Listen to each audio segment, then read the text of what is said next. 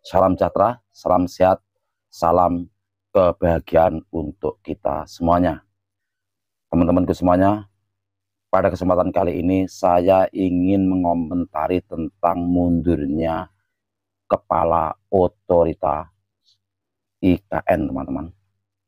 Ada apa? Kenapa sampai Kepala Otoritas IKN itu mundur ya?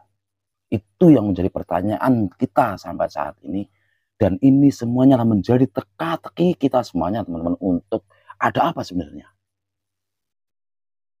Ada apa sebenarnya sampai Kepala Otoritas IKN itu harus mundur? Apakah masalah target yang tidak terpenuhi? Atau masalah keterlambatan pembayaran? Atau tidak sesuainya antara cash flow dan hasil pekerjaan? Atau bagaimana, teman-teman? Itu yang perlu kita telusuri sampai saat ini ya, teman-teman. Saya sebagai seorang arsitektur dan biasa mengerjakan proyek-proyek besar, termasuk di Agung Podomoro Land, saya juga pernah di Agung Sedayu. Saya pun berpikir ya, teman-teman ya, jika kita harus membangun suatu pekerjaan atau suatu proyek tepat waktu, itu harus disiapkan semua, yaitu dari segi pembiayaan, dari segi SDM, juga dari segi pengalaman ya, teman-teman. Tetapi selain itu ya, sebagai seorang otoritas atau sebagai seorang pemimpin proyek, itu harus melihat atau mengerti yang namanya antara schedule dan bobot dan keuangan, karena itu harus sinkron, teman-teman ya. Schedule kita buat bobot, setelah itu kita siapkan semuanya yang diperlukan. Ketika kita ingin membuat sebuah proyek, membuat gedung, kita yang pasti kita siapkan perencanaannya dulu, iya kan? Setelah itu kita siapkan schedule-nya. Oke, setelah kita siapkan schedule-nya, pasti kita dalam perjalanan waktu kita kontrol terus bobot hasil pekerjaan tersebut dalam tiap minggu atau tiap bulan dan tiap tahun. Tetapi itu semua juga harus dibarengin keuangan yang tersedia dan tidak bisa berdiri sendiri-sendiri ya, teman-teman. Jika itu terpenuhi semua, saya yakin pekerjaan proyek akan tepat pada waktunya dan tidak akan terjadi kemuluran.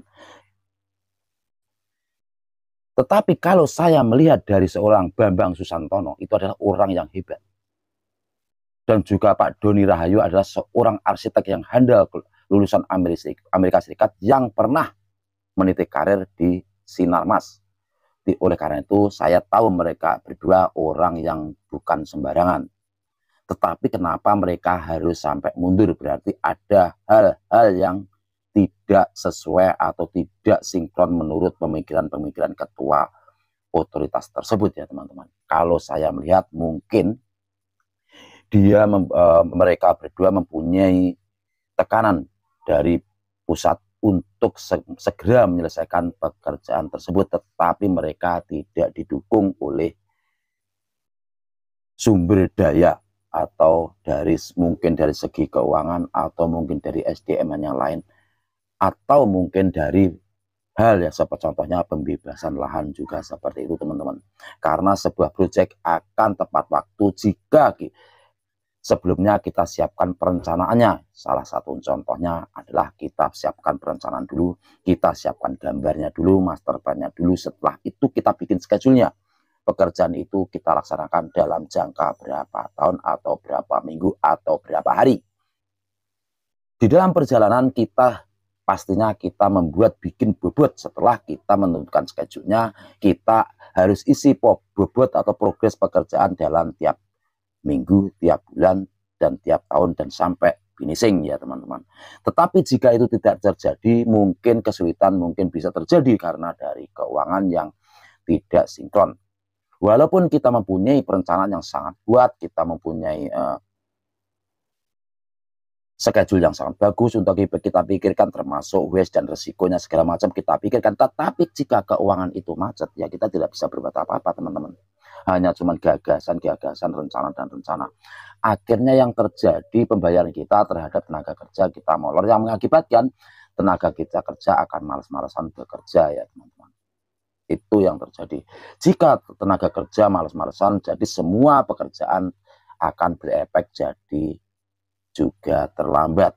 Dan itu efek yang pertama. Dan resiko yang kedua adalah biasanya terjadi karena adanya cuaca atau hujan. Kalau hujan aja bisa diperhitungkan ya teman-teman. Jika kita lakukan pada siang hari kita tidak mampu, berarti kita lakukan pada malam hari ketika itu tidak hujan. Tetapi kalau mengenai hal keuangan kita tidak bisa berbuat apa-apa teman-teman. Karena kita untuk menyuplai teman-teman bekerja supaya lebih giat bekerja kita juga terlambat. Dan itu efek yang pertama. Dan resiko yang kedua adalah biasanya terjadi karena adanya cuaca atau hujan. Kalau hujan aja bisa diperhitungkan ya teman-teman. Jika kita lakukan pada siang hari kita tidak mampu, berarti kita lakukan pada malam hari ketika itu tidak hujan. Tetapi kalau mengenai hal keuangan kita tidak bisa berbuat apa-apa teman-teman. Karena kita untuk menyuplai teman-teman bekerja supaya lebih giat bekerja, kita harus menyiapkan semua dana-dana dalam pembayaran dalam tiap minggunya untuk bekerja. Dan untuk manajemen harus tiap bulan secara tepat waktu ya teman-teman. Jadi semua itu yang perlu disiapkan dalam sebuah membangun. Kenapa Mas Sakiti Kedar tahu? Ya tahu, karena sebelumnya pernah bekerja di Agung Podomoro Land, saya pernah bekerja di Agung Sedayu, saya pernah bekerja di PT Sumarekon. Jadi sangat tahu persis bagaimana caranya kita mengelola atau bagaimana cara kita memulai pekerjaan tersebut supaya pekerjaan tersebut sesuai dengan schedule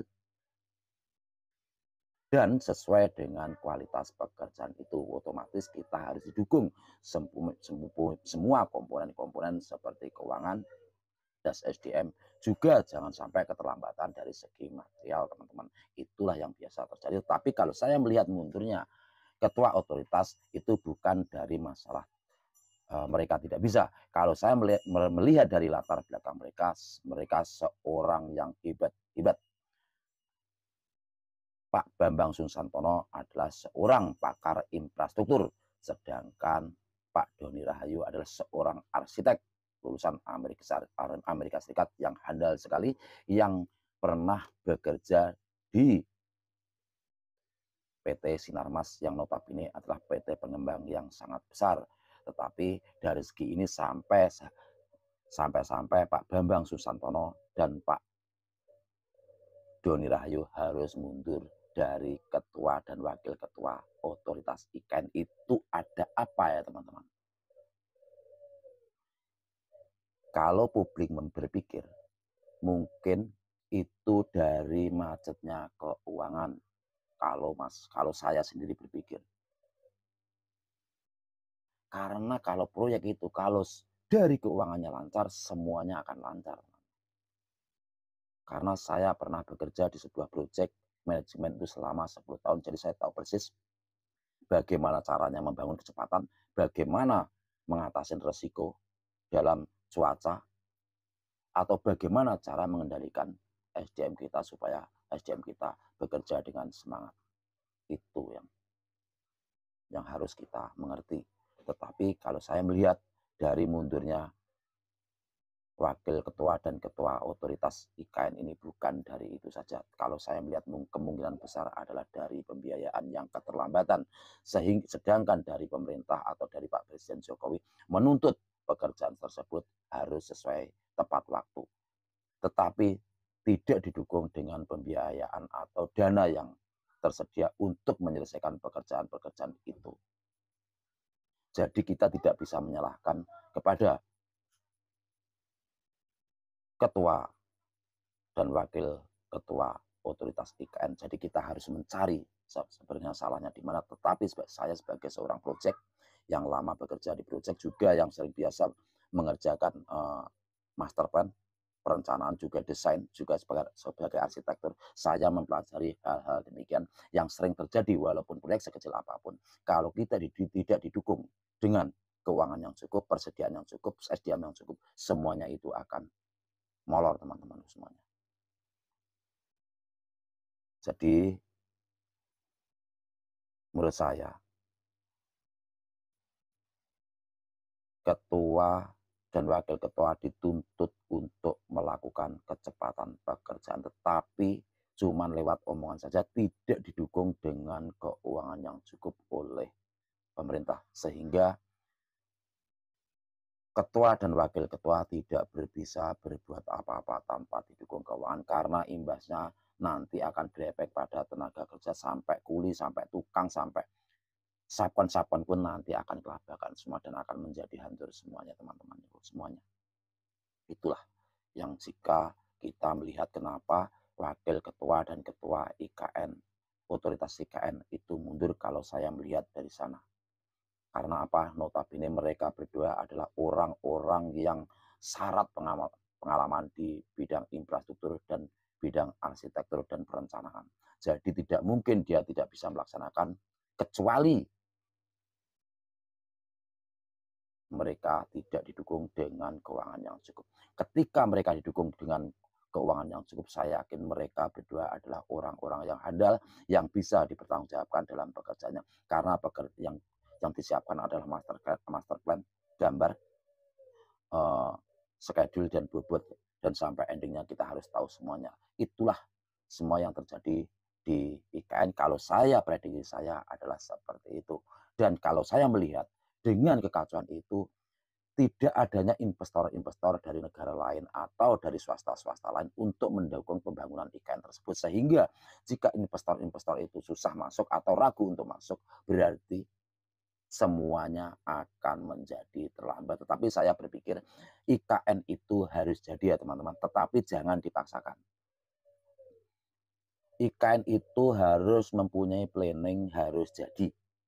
Saya sendiri, saya ingin IKN itu jadi dan ibu kota pindah ke Kalimantan Timur, tetapi juga pemerintah juga harus menyiapkan semua anggaran untuk melakukan pelaksanaan pembangunan IKN tersebut. Jangan sampai, kalau saya lihat dari mundurnya ketua otoritas IKN adalah, kalau saya berpikir, bukan mereka tidak bisa, mereka orang ahli-ahli semua, tetapi kalau saya lihat mereka tidak didukung dengan keuangan yang cukup untuk menyelesaikan pekerjaan itu sebaik-baiknya, sehingga mempengaruhi sabkon-sabkon di bawah, dan sabkon-sabkon ke bawah otomatis harus mempunyai beban menanggung para pekerja di bawah, dan akhirnya lambat laun mereka akan tidak mampu juga untuk menyelesaikan pekerjaan itu, dan akhirnya sabkon-sabkon tersebut harus mengurangi tenaga kerjanya untuk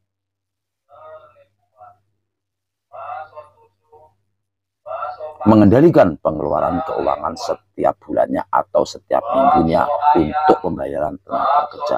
Cukup sekian pandangan dari saya. Assalamualaikum warahmatullahi wabarakatuh. Salam.